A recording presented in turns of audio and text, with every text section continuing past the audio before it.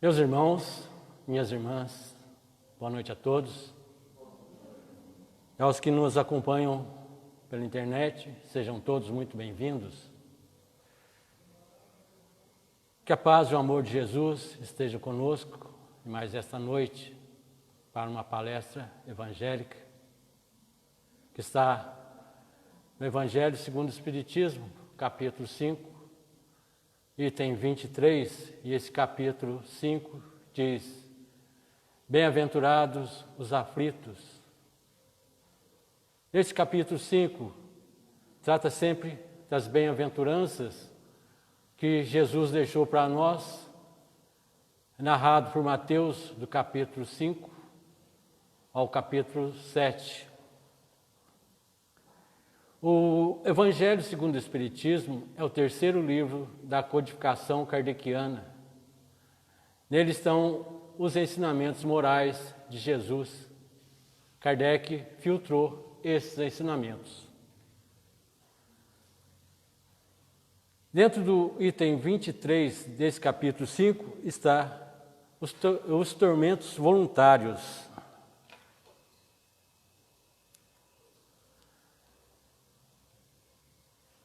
Quando nós vamos no dicionário e perguntamos o que são tormentos, ele vai nos dar como definição desdita, desgraça, sofrimento, aflição, angústia, dor, pena, tortura, maus tratos e inquietação. Mas por que são voluntários? O que é dizer voluntário? Voluntário é que nós escolhemos por vontade própria. O que é espontâneo, o que é instintivo e refletido. Mas nós sofremos por nossa conta, nós procuramos sofrimento. Em sã consciência, nós damos cabeçada na parede, colocamos a mão no fogo, damos um chute na pedra? A resposta é não. Em sã consciência, não fazemos isso. Ninguém, em sã consciência, vai procurar esses sofrimentos. O que nos diz o Espírito Fenelon? Ele diz: o homem vive incessantemente em busca da felicidade, que também incessantemente lhe foge. Porque felicidade sem mistura, a felicidade pura, não se encontra na terra. Entretanto, apesar dos reveses que formam o cortejo inevitável da vida terrena, poderia ele, o homem, pelo menos gozar de relativa felicidade se não a procurasse nas coisas perecíveis e sujeitas às mesmas vicissitudes, isto é, nos gozos materiais, em vez de procurar nos gozos da alma, que são uma antecipação dos gozos celestes. Imperecíveis, em vez de procurar a paz do coração, única felicidade real neste mundo, ele se mostra ávido a tudo que o agitará e transformará. E coisa singular, o homem, como que de intenção própria, cria para si tormentos que está em suas mãos evitar. A felicidade que buscamos é a felicidade do corpo e não a da alma. Queremos sempre o prazer transitório, esse prazer fugaz que nos deleita por instantes. Mas não buscamos aquilo que nos ilumina, nos sublima. Estamos o tempo todo cultivando os espinhos, os acúlios, mas se nós observarmos, as pétalas e o perfume estão mais acima. Enquanto nós estamos nos ferindo, esquecemos de procurar um pouco mais acima de nós, que é onde está o perfume e as pétalas. E nós procuramos assim Cazuza disse, numa das canções que ele cantou, se eu te escondo a verdade, baby, é para fugir da solidão. Mas, quando se esconde a verdade, está se dizendo uma mentira. E a mentira, para ser corrigida, precisa de outras 10. Então fica numa bola de neve. Mente para se corrigir a mentira, que se corrige outra mentira, e assim por diante. E a solidão? A solidão é uma coisa muito própria.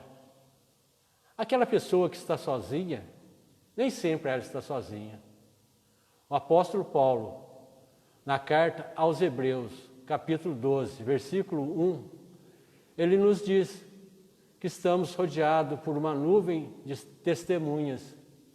E esta nuvem de testemunhas acompanha aquela pessoa que está sozinha, portanto, ela nunca está sozinha. Eu tenho comigo que a solidão é a gente estar no Maracanã lotado com 150 mil pessoas, que a gente foi para ver o nosso time do coração e quem vai jogar é o time adversário. E a gente não tem com quem comentar. Isso é solidão. Está muita gente e não ter com quem falar. E aí nós vamos para a inveja. O que é inveja? A inveja é uma dor que se tem, é um espinho cravado, é uma fraqueza moral. O invejoso deseja tudo aquilo que você tem, sendo que às vezes ele tem muito mais. Mas nós também invejamos. Eu invejo a criança do vizinho porque é mais competente que a minha. Eu invejo a casa do vizinho porque é mais bonita que a minha. Eu invejo a grama do vizinho porque é mais verde que a minha. Mas muitas vezes eu esqueço que nós temos muitas coisas melhores que a deles. E nós, nessa inveja nossa, esquecemos de nos olhar. Nós somos muito úteis se nós não invejássemos tanto. Mas por aí, depois vem, nós caímos no ciúme. O que é o ciúme? O ciúme é outro tormento que nós criamos para nós. A insegurança, desconfiança. Às vezes tem mais ciúme do carro que da própria pessoa que está do lado. E isso nos leva muitas vezes a sofrer. O carro é uma simples coisa material e nós estamos com ciúme dele, com medo de perder. E às vezes desconfiamos por ciúme daquela pessoa que está do nosso lado. Simples desconfiança. Shakespeare escreveu a obra Otelo. E nessa obra ele foca o ciúme. Nos mostra que o ciúme nos leva a coisas terríveis. O ciumento cria cenas, armadilhas para si mesmo. Depois nós temos o ressentimento, que nada mais é que a mágoa. Ficamos magoados com as pessoas, com as coisas. E não devemos ser dessa forma. O ressentimento é uma vingança. Estamos o tempo todo nos vingando.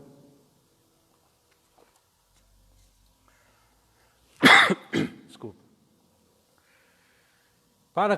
Às vezes, o ressentimento nos traz gastrite, uma enxaqueca. Exatamente porque nós não conseguimos canalizar essa forma cruel de sofrimento. E muitas vezes, sendo o Brasil o país do futebol, as mídias, os meios de comunicação exploram a rixa dos torcedores.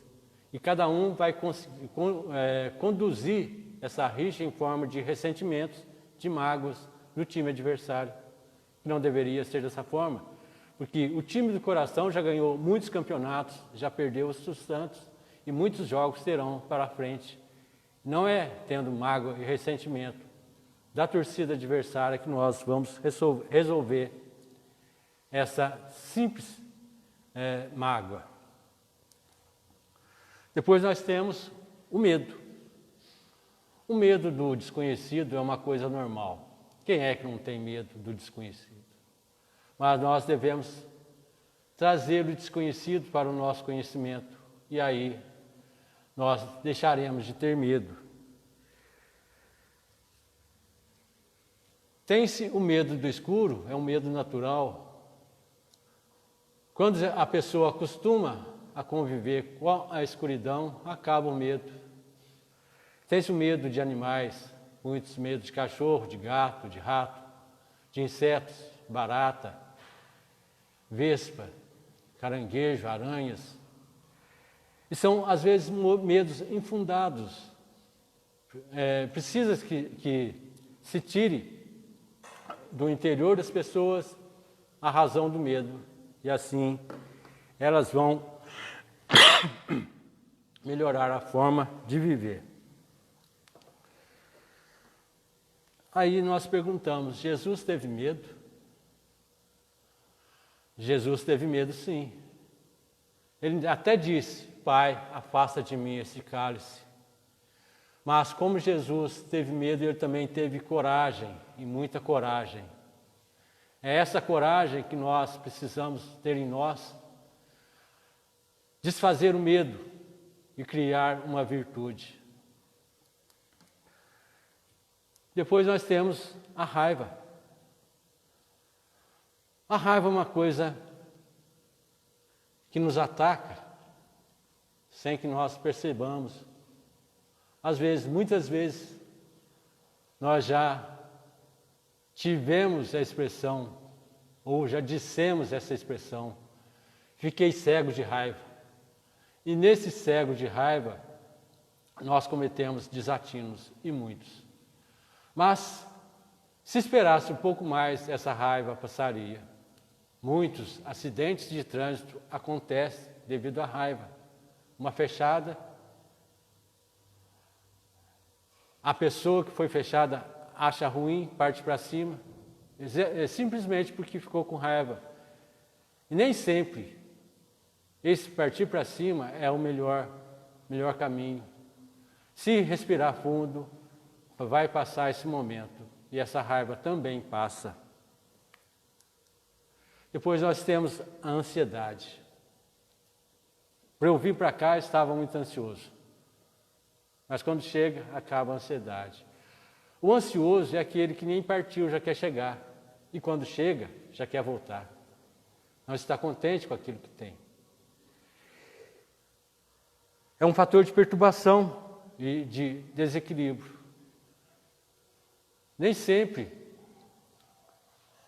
nós estamos preparados para trabalhar com a ansiedade.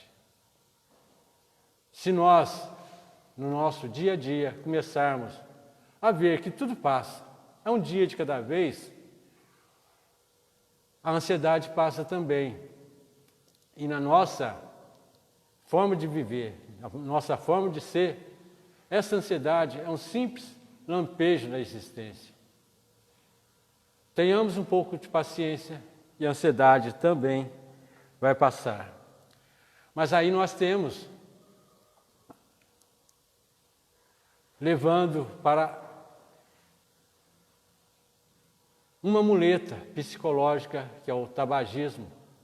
A pessoa fica sem saber o que fazer com as mãos, aí um mais esperto diz para ele, fuma que vai passar. Aí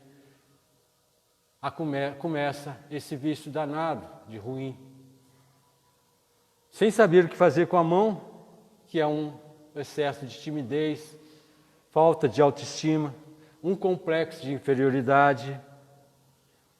Ao segurar um cigarro, acaba a ansiedade, acaba a raiva, acaba o medo, acaba o ressentimento, acaba a inveja, acaba a solidão. Mas, por trás disso, vem outros fatores piores, além de não acabar, esconde. E para sair desse vício é muito difícil. É difícil, mas não é impossível. É só perguntar aos ex-fumantes o que fizeram que se consegue, não uma receita, mas umas dicas para poder enfrentar esse tormento. Mas depois vem um pior ainda, que é o alcoolismo.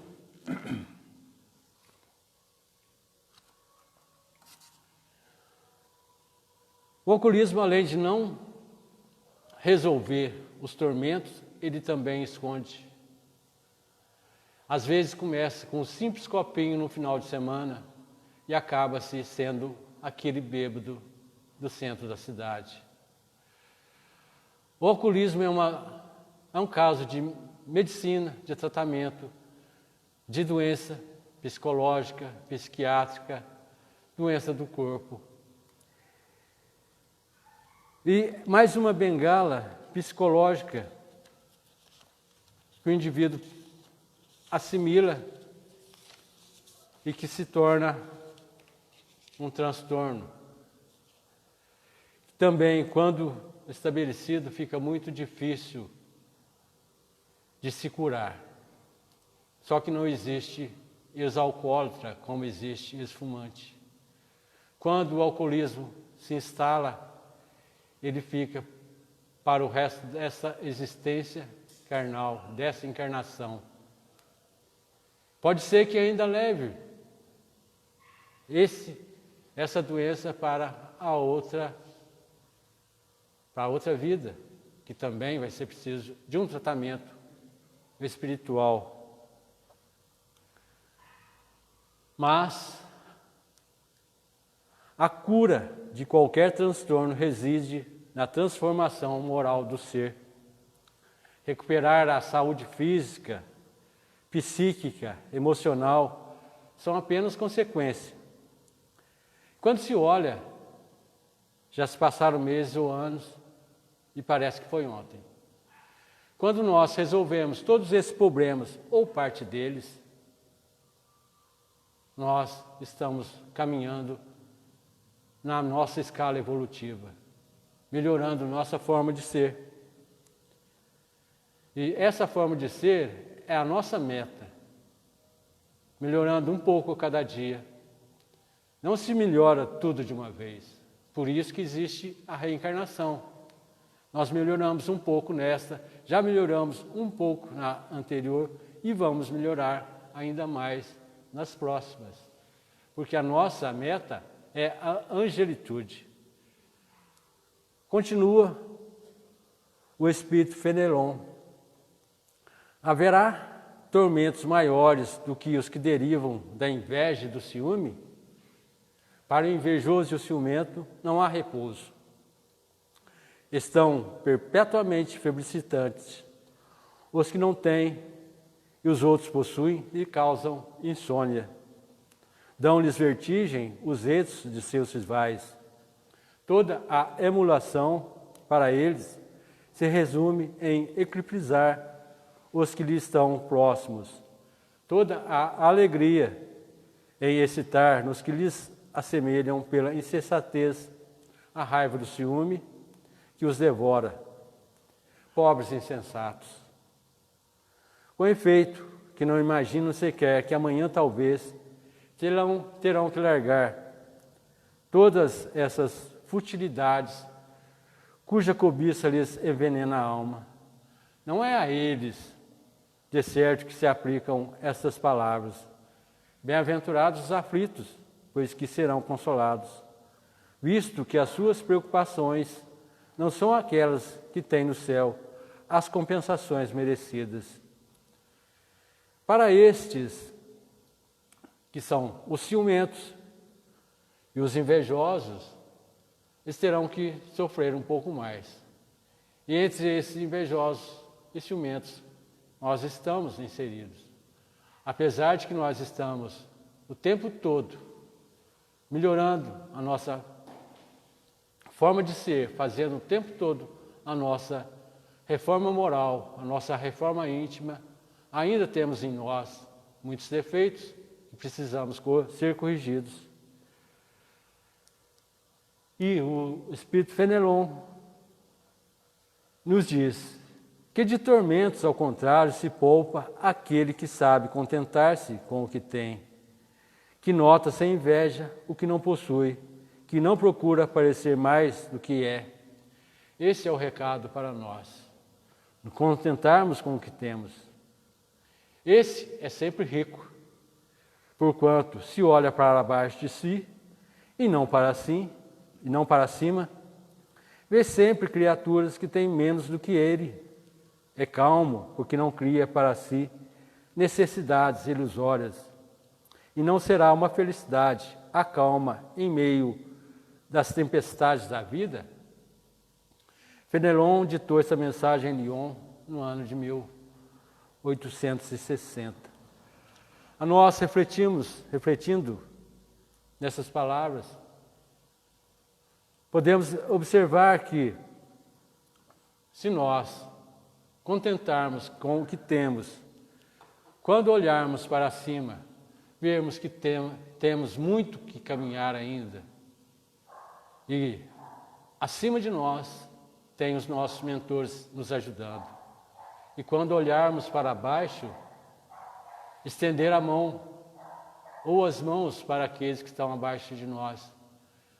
Porque nós, se chegamos até aqui, foi por esforço próprio e também com a ajuda dos nossos maiores, nossos mentores, os nossos anjos e os nossos benfeitores. Assim como eles, devemos ajudar aqueles que estão abaixo de nós. E Joana de Ângeles, pela psicografia de Divaldo Franco, no livro Jesus e a Atualidade, nos diz: o amor que se converte em reparação de erros é a eficiente medicação moral para todas as chagas do corpo, da mente e da alma. Só o amor que nós dermos, só o amor que nós tivermos, vai nos edificar. Façamos o amor terapia. Façamos e doamos amor.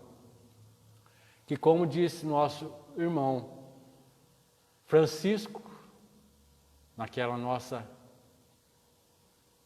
famosa oração, é dando que se recebe. Se der amor, recebe amor. Se der compreensão, vai receber compreensão. Quanto mais dermos amor, mais receberemos amor. Joana de Ângeles enfatiza: ama e tranquiliza-te, deixando os teus tormentos no passado e ressuscitando dos escombros. Ressurge feliz para a reconstrução sadia da tua vida. Só o amor nos vai reconstruir a nossa vida. Nesta encarnação, já melhoramos um tanto, precisamos melhorar outro tanto mais. Se melhorarmos um pouco cada dia, estaremos na nossa caminhada evolutiva. E essa caminhada evolutiva vai nos conduzir cada vez mais para as moradas que Jesus nos prometeu. E a ela nós estamos destinados.